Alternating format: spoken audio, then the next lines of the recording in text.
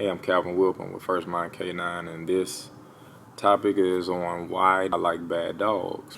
What is your version of a bad dog? Most people may consider red zone cases or their version of bad dogs, meaning dogs that may have a fighting issue with other animals, may have a fighting issue with people. Those type of bad dogs, those aren't dogs that, that can't be helped. It just take a lot of knowledge and a lot of time. When I say bad, I mean puppy that likes to bite, or even an adult dog that likes to be a little mouthy sometimes. The ones that don't want to be caught.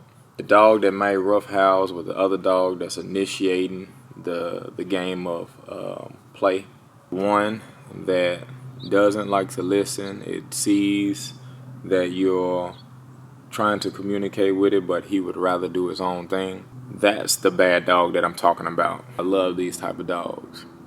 It's because, like I said, they believe in who they are. So once I use my theory against the dog to make the dog believe that it has to listen, and it makes sense to them. See, a lot of people go about, their relationship with their K9s. They mostly think about themselves. I'm not that type of person. I do understand that I have the ability to manipulate a dog's behavior based off of what the dog really desires out of life. So I always like to say that, the relationship that you have with your dog should be a relationship that your dog perceives that the relationship is. And when you have a dog that has strong personality, once you convince them through how they look at life, once you convince them to be a certain type of way, then guess what? Just as well as you could predict that dog's behavior, the bad that you see out of them, once you convince them, you'll also be able to predict great behavior.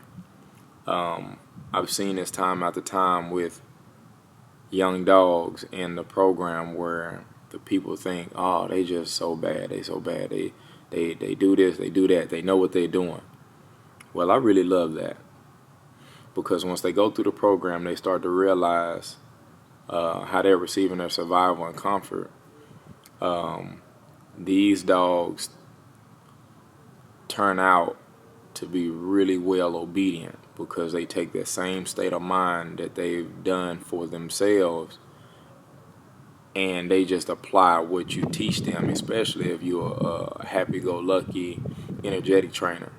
You showing this dog what he can and cannot do, and since this dog has the ability to believe in himself, once he starts to learn how he's winning in the relationship, which you've been able to convince him that, he wins by doing what you want him to do, they carry over those strong beliefs. These tend to make the best dogs. I'm Calvin Wilburn. I'm with First Mind K9, and I'm out.